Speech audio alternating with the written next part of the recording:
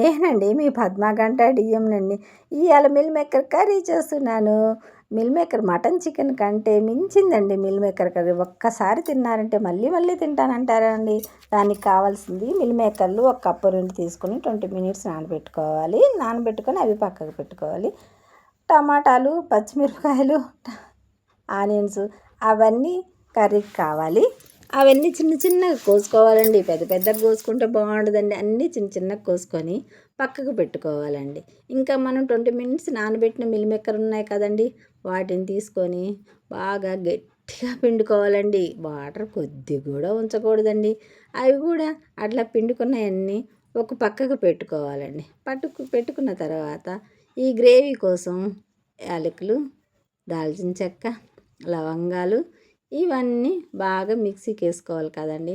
చూడండి, కొబ్బరి బాగా బలం అండి. కొబ్బరి ఎముకలకి బలాన్ని ఇస్తాయండి. కొబ్బరి, టమాటాలు, దాల్చిన చెక్క ఇవన్నీ గ్రేవీ చేస్తే చూడండి గ్రేవీ ఎంత బాగా వచ్చేసిందో. ఇక ఆయిల్ కాగబెట్టి ఆయిల్లో ఈ మిల్ మేకర్స్ ఫ్రై చేసుకోవాలి. ఇట్లా ఫ్రై చేసుకుని గోల్డ్ కలర్ వచ్చాక అన్నీ పక్కకు పెట్టుకోవాలి. ఆ ఆయిల్లో బిర్యానాకు, సాజీరా, మెంతెం కూర, పచ్చిమిరపకాయలు వేసుకోవాలండి. తర్వాత ఆనియన్ వేసుకొని ఇట్లా బాగా కలిపెట్టుకోవాలండి.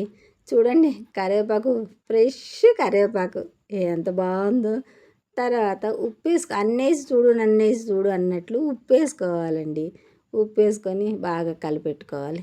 తర్వాత అల్లం పేస్ట్, చూడండి అల్లం పేస్ట్ స్మెల్ కూడా వస్తుంది కదండి. తర్వాత ఈ మిల్ మేకర్లన్నీ వేసుకొని బాగా కలిపెట్టాలండి. ఈ అల్లం పేస్ట్కి మిల్ మేకర్ కర్రీ బాగా పట్టుకోవాలి.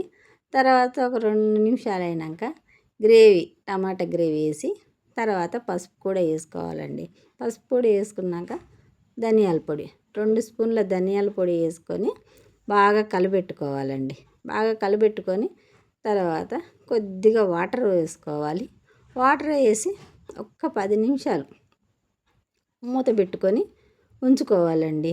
మటన్ చికెన్ కంటే మించిందండి. ఒక్కసారి మీరు ట్రై చేసి చూడండి మిల్ మేకర్ కర్రీ ఎంత బాగుంటుందో. తర్వాత కారం వేయాలండి. కారం వేసుకొని ఒక్క 2 నిమిషాలు మూత పెట్టి అట్లా ఉంచేసారనుకోండి అండి, అసలైంది. కొత్తిమీర వేసారంటే చాలు, ఇంకా ఆ ఫ్లేవరే వేరండి.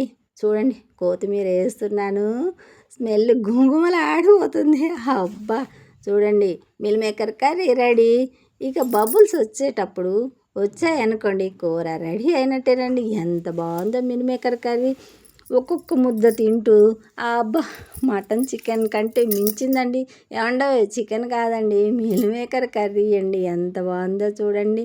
ఇలా చేయడం ఎంతమందికి నచ్చిందో లైక్ చేయండి, షేర్ చేయండి, కామెంట్ చేయండి, సబ్స్క్రైబ్ చేసుకోండి. Bye friends.